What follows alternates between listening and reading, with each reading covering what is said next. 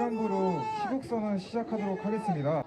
탄핵 심판에서 중요한 쟁점이 되는 부정선거 의혹에 대한 제대로 된 조사를 촉구하기 위해 모인 것입니다. 또한 저희는 어떤 다른 단체와 연합해서 진행하는 게 아님을 말씀드리겠습니다. 그리고 저희가 전남대임을 증명하는 학생증 및 재학증명서를 공개하고 시작하겠습니다. 네.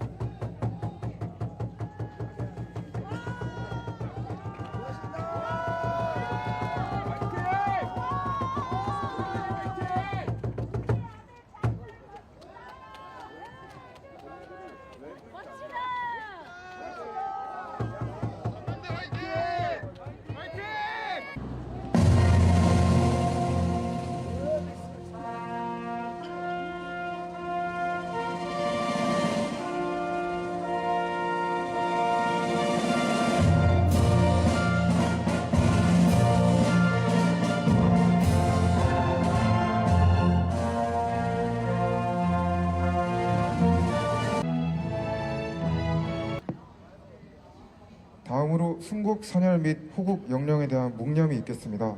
일동 묵념.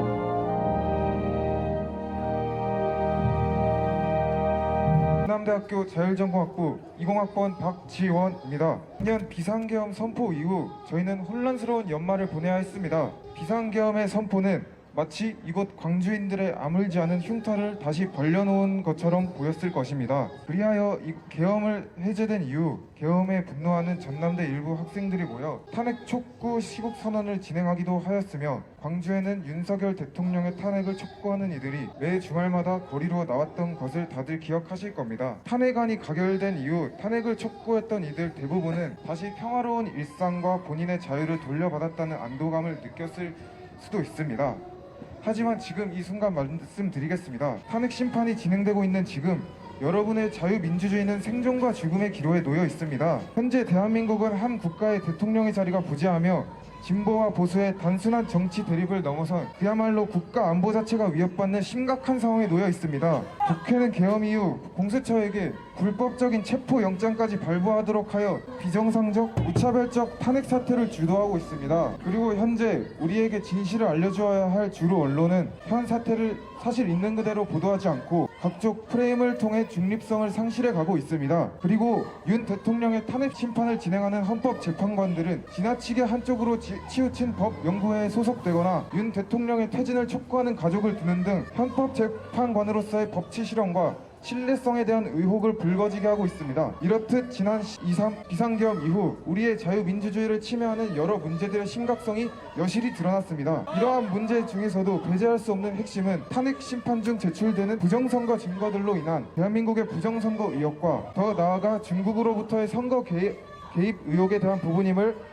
이번 시국선언에서 밝히고자 합니다. 따라서 이 자리에 서 있는 재학생 12명, 졸업생 5명은 자유민주주의를 송두리째 무너뜨릴 수 있는 부정선거 의혹 사태를 강력히 규탄하며 자랑스러운 자유민주주의 국민으로서 해당 사안의 철저한 조사를 요구하기 위해 당당히 이 자리에 섰습니다. 저희는 오늘 시국선언을 통해 자유민주주의 원칙과 선거 투명성을 지키기 위한 전남대학교 재학생들의 목소리를 담고자 합니다. 그리고 독립적이고 포괄적인 조사를 통한 부정선거 조사를 강력히 요구합니다. 먼저는 선거관리위원회의 서버 보안체계 강화와 현재 대한민국 대선에 사용되는 전자개표기 및 사전투표 시스템, 그리고 중국의 개입 및 부정선거 시도와 관련된 모든 의혹을 철저히 조사할 것을 요구합니다. 우리 모두는 대한민국의 일원으로서 주어진 권리와 자유를 행사할 수 있는 투표권을 부여받았습니다. 투명하고 공정하며 신뢰받는 선거는 민주주의의 근간이며 정치적 성향을 초월해 모든 시민이 누려야 할 권리입니다. 만일 이 선거 절차가 단 1%의 신뢰를 잃는다면 민주주의의 근간이 흔들리게 될 것입니다. 이 사안은 우리를 포함한 국민 모두가 관심을 갖고 함께 세워야 할 민주주의의 기틀임을 말씀드립니다. 공정하고 올바른 선거 제도를 보호하기 위해 우리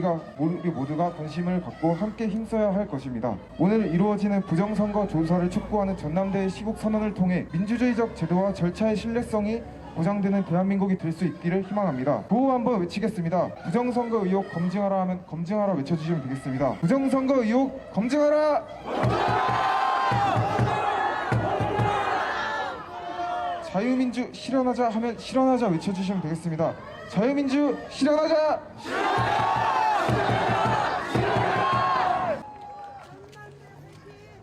안녕하십니까. 전남대학교 음악교육과 1호학번 졸업생 배진희입니다.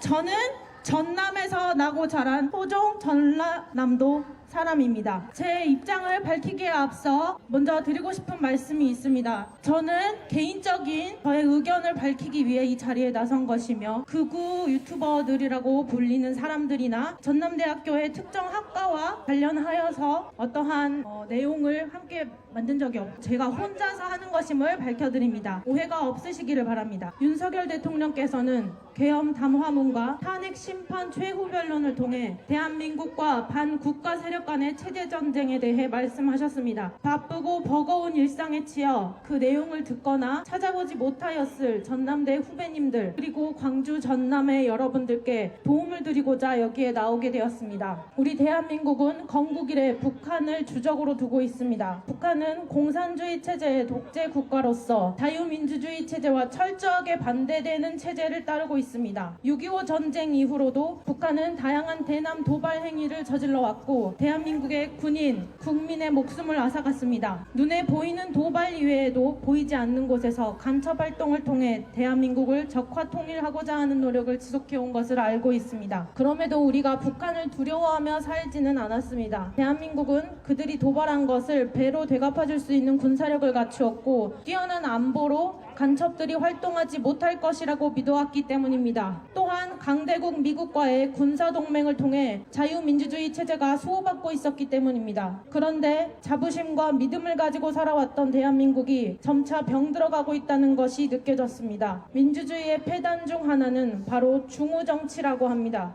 중우정치란 모두가 동등한 권리와 한 표를 행사할 수 있는 민주주의가 변질되어서 선동된 대중에 의해 좌지우지되는 정치를 말합니다. 광우병 사태를 기억하십니까? 수많은 시민이 언론에 선동되어 이명박 전 대통령에 대해 비난하고 미국산 소고기가 수입되면 큰일이라도 날 것처럼 촛불을 들고 시위에 참여했습니다. 이는 언론의 악의적 보도에 의한 대국민 선동이었습니다. 그리고 그 다음 정권인 박근혜 정권은 언론에 의해 더 비참하게 끝이 났습니다. 언론의 주도로 세월호 사고가 자연스럽게 박근혜 대통령의 탄핵으로 이어졌고 그 과정에서 수많은 사람들이 촛불을 들고 거리로 나오게 됩니다. 분명한 것은 국민에게 촛불을 쥐어준 가장 큰 공이 언론에게 있다는 것입니다.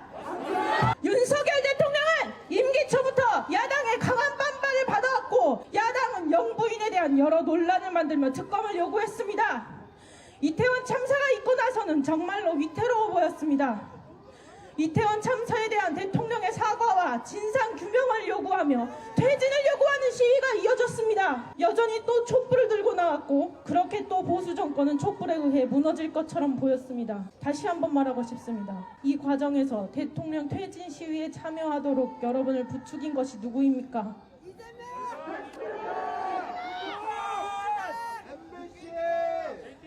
대통령 퇴진 시위에 참여하도록 여러분을 부추긴 것이 누구입니까?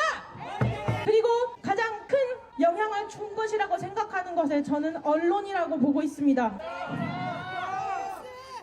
우리가 얻는 정보는 바로 언론으로부터 옵니다. 그러니 언론이 편파적이라면 민주주의는 중우정치가 될 수밖에 없습니다.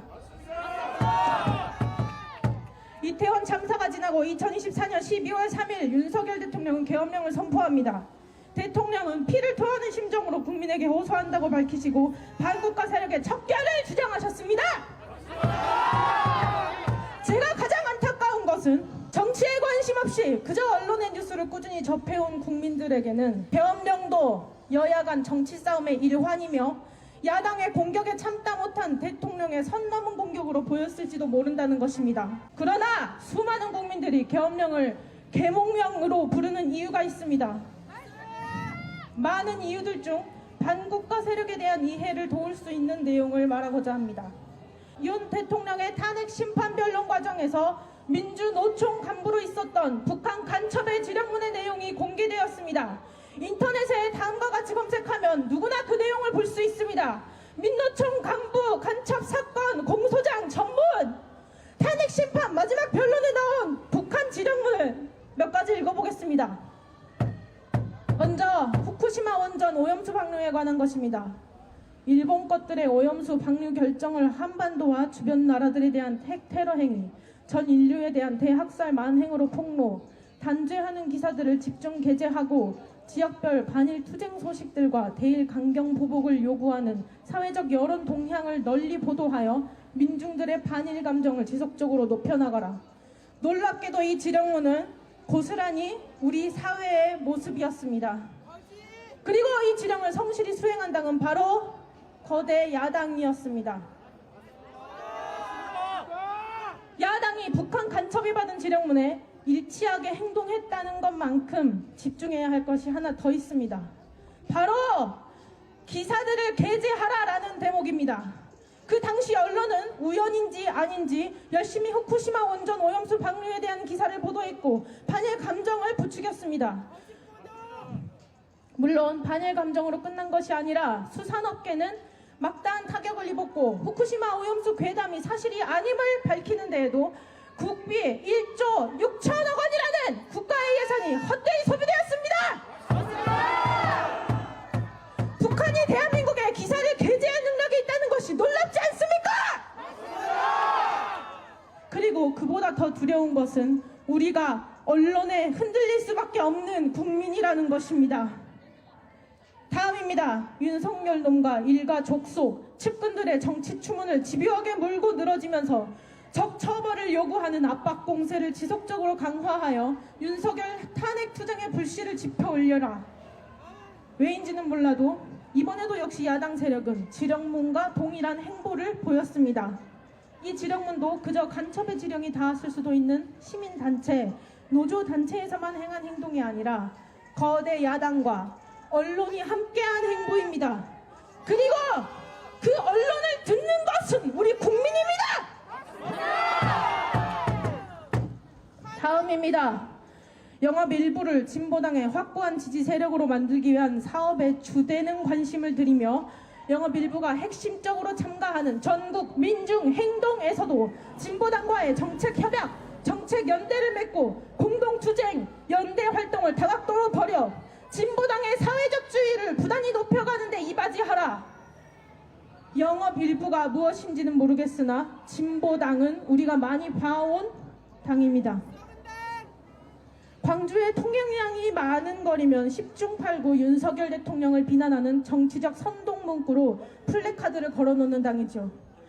그리고 이 당이 북한에서 공식적으로 밀어주는 당이라고 말하고 있습니다.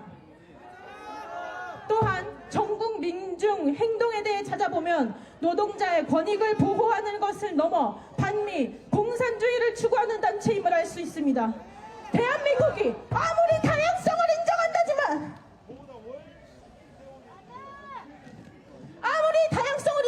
인정한다지만 도대체 언제부터 공산주의를 추종하고 자본주의와 자유시장 경제체제를 무너뜨리는 반국가 세력이 이 대한민국에서 버젓이 활동할 수 있게 되었는지가 의문입니다.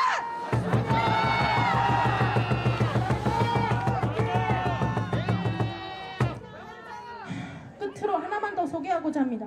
11월 12일 비가 오는 속에서도 이태원 참사 희생자 추모 시민 촛불 집회를 개최하여 땡땡땡 퇴진 함성이 서울 시내를 뒤흔들어 놓은 것과 같이 땡땡땡 년의 탄핵을 이끌어낸 2014년의 세월호 참사 진상규명 투쟁을 연상시키는 대중적인 항의 행동들이 연이어 벌어지는 한편 야당들이 정부 책임론을 최대로 부각시키면서 땡땡땡 패거리들을 집중 공격하고 있으며 심지어 보수 지지층 내에서조차 이번 참사의 책임을 회피하려는 당국 것들에 대한 불만의 목소리가 높아지고 있습니다. 땡땡땡에는 대통령님들의 성함을 넣으시면 이해가 빠를 것 같습니다. 이걸 잊고 있는 저조차도 이것이 음모론이길 바랄 뿐입니다. 그런데 어떡합니까? 이것이 법정에서 밝혀진 북한과 간첩이 나눈 지령문이라는 사실입니다. 도대체 우리가 추모한 시간들은 무엇입니까?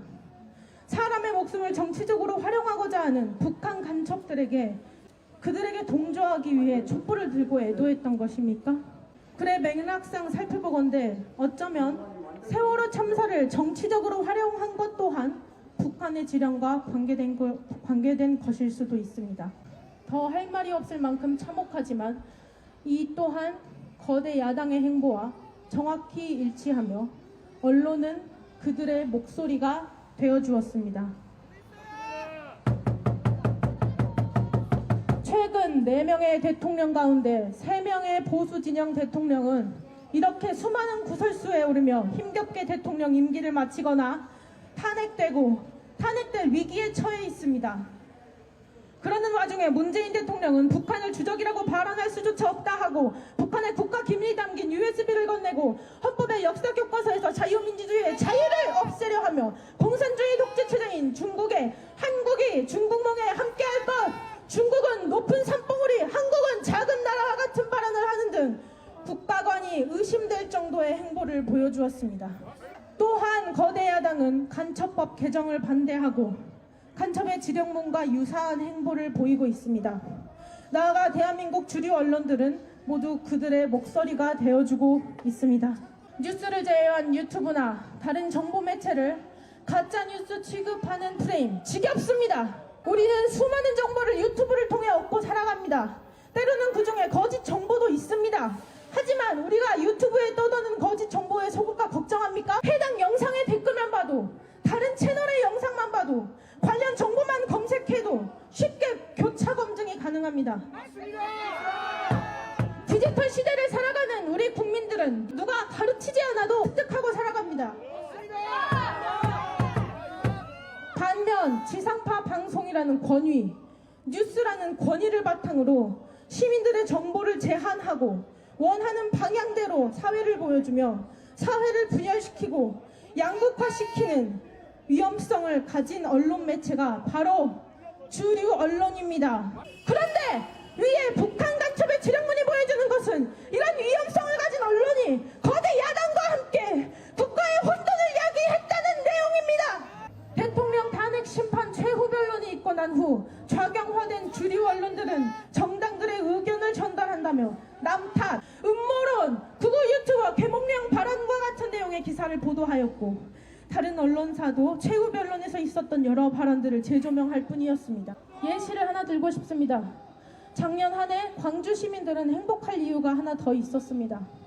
광주에 연고지를 둔 프로야구팀 기아 타이거즈가 우승을 했기 때문이죠.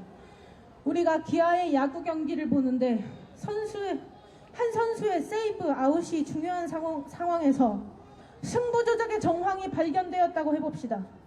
제 아무리 음모론같이 믿기지 않는 이야기더라도 승부 조작의 정황이 있었다면 한 경기의 승패를 가르는 세이브 아웃보다도 승부 조작에 더 초점을 두어야 하는 것 아닙니까? 제가 현재의 사회와 언론을 바라보며 드는 생각입니다. 우리나라의 근간을 흔들 수 있는 반국가 세력의 정치 및 언론 간섭이라는 중요한 사안을 두고 모든 언론이 머리를 채고 있으며 어떻게 오직 대통령의 탄핵 심판에 대해서만 보도를 할 수 있는 것입니까?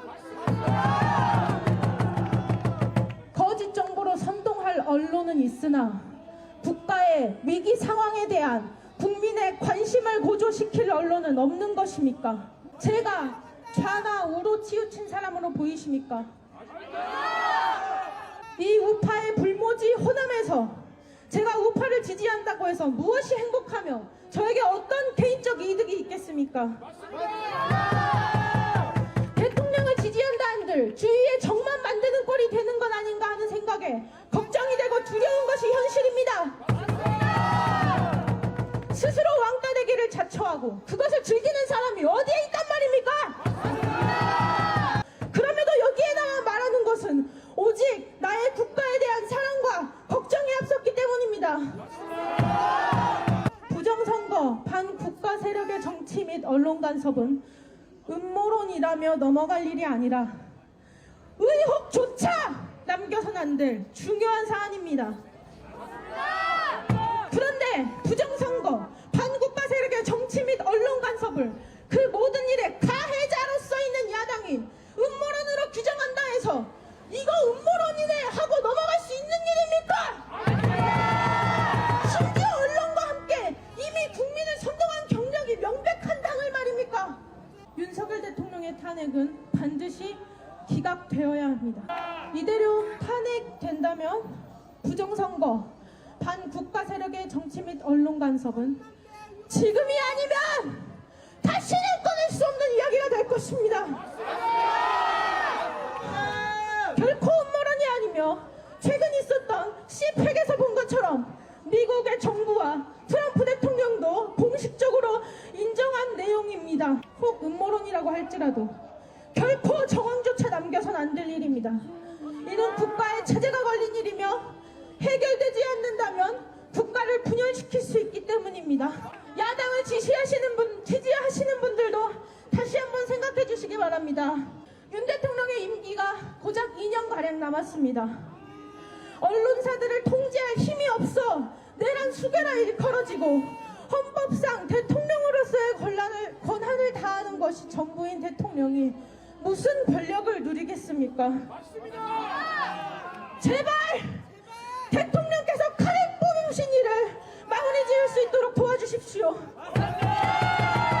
국민 여러분, 제발 관심을 가져주십시오. 뭘 자꾸 말할 게 있어. 대통령이 잘했으면 탄핵이 안 되겠지 라고 말하거나 정치 이야기에 뭐하러 열을 올리냐며 관심 끄고 말을 하지도 말라는 분들을 보았습니다.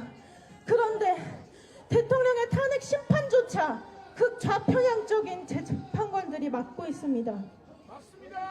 스스로를 좌파라 주장하고 공식적으로 사회주의와 공산주의를 추종한다고 밝힌 사람들 말입니다.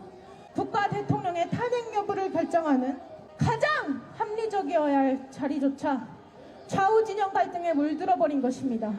이 상황에서 도대체 어떻게 대통령이 잘했으면 탄핵이 안 되겠지 같은 무책임한 말을 할 수 있단 말입니까? 저는 지역 갈등을 뛰어넘어 전국의 모든 국민이 스스로 정보를 찾고 정보의 논리성을 따져보는 등 개인의 역량을 스스로 기르고 빼앗긴 주권은 본인이 직접 되찾아 쟁취하는 힘있는 국민들이 되기를 소망합니다. 이렇게 나약한 정신 상태로 어떻게 다음 세대에게 이 사회를 물려준다는 말입니까? 그런 일은 도저히 두고 볼 수가 없어 불안함과 죄책감에 제가 여기에 나서게 된 것입니다. 우리 기성세대가 더욱 강해져서 대한민국을 지속